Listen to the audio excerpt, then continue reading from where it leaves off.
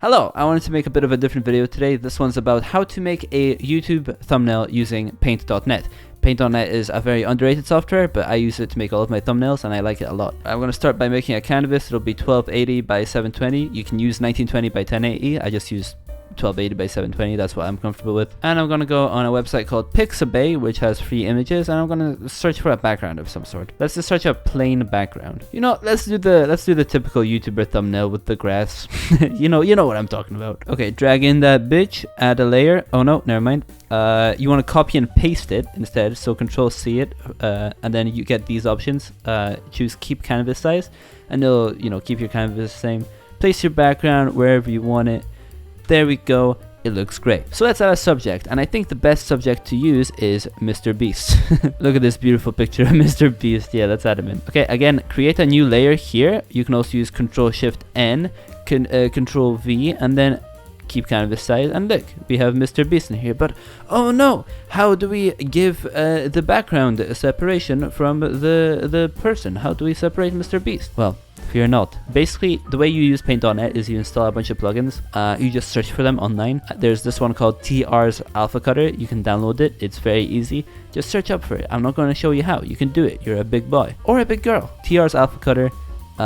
Basically, you just put points around here, around a subject that you like. You can move the points, and then it kind of finds the edges automatically, but it's not very good. Also, this is kind of wonky, like you can't really zoom in. Like you can zoom in, but you can't like move about, so it's a little awkward, and you can only move, like zoom in these really large steps, so it's not ideal, but it gets the job done. Once we finish tracing around completely, we can separate the background from the subject in the image, and mask enable to see what it'll look like. Okay. That looks pretty okay, doesn't look too bad. Add another point here that's like invisible, so that there wasn't that gap in the middle. And yeah, you click OK, and look, Mr. Beast is now separate. What a beautiful thing. And now for the last third thing in our image, let's add some text. That's just to give you an impression of what you can do in Paint.net.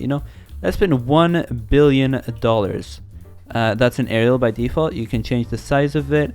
One weird thing about Paint.net is that you don't highlight the text before editing the details of it, like the font and stuff. You just kind of leave it as is. You can't highlight it, like I'm trying to. It's not working. But yeah, make it white. Use I've actually got the Mr. Beast font because I used it for a meme at one point. $1 billion, and that looks good. Let's maybe make it slightly bigger so that if we downscale it, it'll be a little bit higher quality. Okay, so now we've got three elements: a background, Mr. Beast, and a piece of text saying $1 billion. In Paint.net, things are destructive, so you can't really get your thing back after you've made a change to it. So always make sure to duplicate your layers.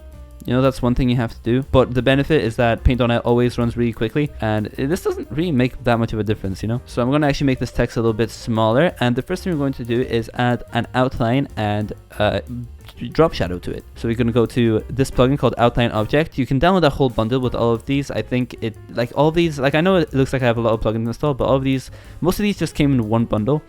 You'll just find it if you look around. I don't know the exact name of it, but you can literally search up like Outline Object plugin, and then it'll probably link you the bundle somewhere down the line.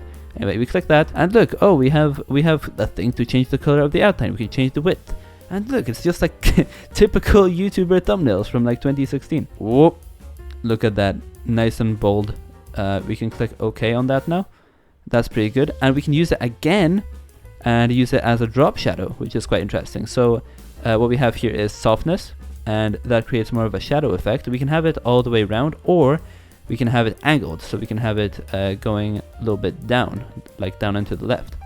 That looks pretty good, right? Let's increase it a little bit. Let's turn down the softness, maybe make it like this instead, so it's like 3D almost. I think that looks really good. I really like doing this kind of stuff, like making it like 3D, like fake 3D. Yeah, let's do that. And now obviously we can't get things back, so we need to make another duplicate to make sure we can return to this state always if needed. And now we're going to downscale. The reason why it's important to create this layer is if I downscale and let's say, oh, I want it to be slightly bigger again, it'll be slightly blurrier. It'll lose quality a little bit. I don't know if you see that. Obviously, I would have to scale it down much further for you to actually see the difference. Like, let me just do that real quick. Keep doing it, and then keep doing it. At some point, you'll see that this looks much blurrier than it's supposed to. So in order to prevent yourself from getting this trap, always make duplicates of your layers and you won't have any problems. So now we can have this text and have it like on the right side here, $1 billion. Beautiful. That's great. Now we want to make Mr. Beast look really, really good. So let's move him. Let's scale him up a little bit. Look at that. Very good. Create a duplicate. And then what is good about Paint.net is that you can really easily adjust contrast, brightness and stuff like that. There are additional plugins you can get that give you better options. The contrast here is a little bit iffy because as you increase it, the image seems to desaturate, which isn't really a problem in something like Photoshop or GIMP or anything like that. GIMP is free, by the way. You can get it. It's like a free alternative to Photoshop. I just like Paint.net though. I think it's easier to use and it's faster. Most importantly, it launches faster. You can get things done in it quicker. So I adjust the contrast a little bit, and I find every time I adjust the contrast using the default Paint.net plugin, I always try and bump up the hue and saturation to get it back to what it was originally, and then just inherently kind of make it the saturation that I want it to be. And then yeah, no, that looks slightly better.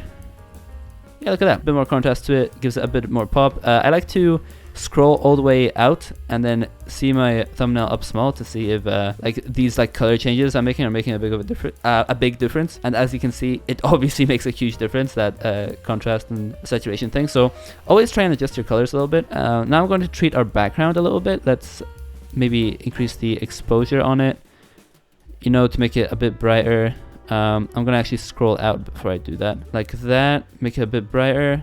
We can try the contrast thing a little bit, just anything like that to make everything pop a little bit more. Add your basic saturation element to add some more color to it as well. By the way, I must stress how important it is to look at your thumbnail when it's small, because this is how your thumbnail is going to be seen. Like when people are scrolling on mobile, when people are scrolling on their desktop, this is about the size that your thumbnails are in the sidebar. So you kind of, you know, want to make sure it's like everything is visible in it and everything is clear. You know, make your elements as big as possible without making it feel like weirdly cramped or anything. And most importantly, just like practice. I know this isn't like like an amazing thumbnail or anything, but this is looking pretty. It pops so far, and if you're making a YouTube thumbnail, that's what you want. You want it to pop. So far, none of the functions that I showed you in Paint.net are very impressive, and honestly, they don't have to be.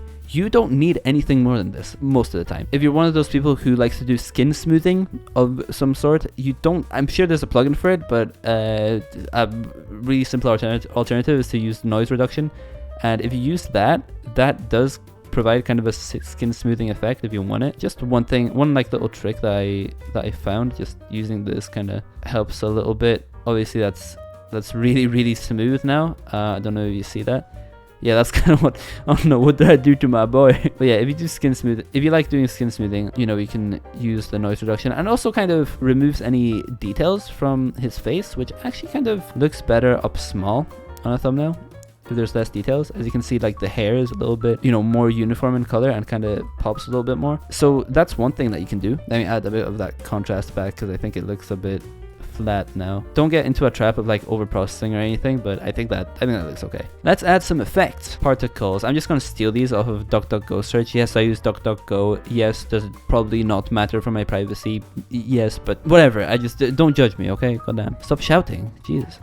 These particles look cool. Oh yeah, one cool thing that you can do with any images that are like particles, if they have a black background like this, what you can do is actually just use a blend mode called screen. So if I go to settings, I just click the wrench icon here. Color dodge, I think. Yeah, color dodge also works for this. And as you can see, like these particles kind of brighten up little bits of the thumbnail, which is quite interesting. You can use that as an effect. But what I was more referring to is screen, which directly kind of makes the particles more, like it kind of just removes the black from the image, which is pretty good. But I'm actually going to use color dodge. I think that looked really, really nice. Look at that. Now we have a little bit extra like brightness and contrast, kind of, you know, makes Mr. Beast's face look a little bit warmer. It kind of looks like the sun is over here now. Let's put it underneath the text so that the text doesn't get overshadowed. But to be fair, it doesn't make a difference, does it? If you're one of those people who like vignettes, then you can add a vignette by honestly just adding a layer, making it black, having a big ass brush or eraser, I mean,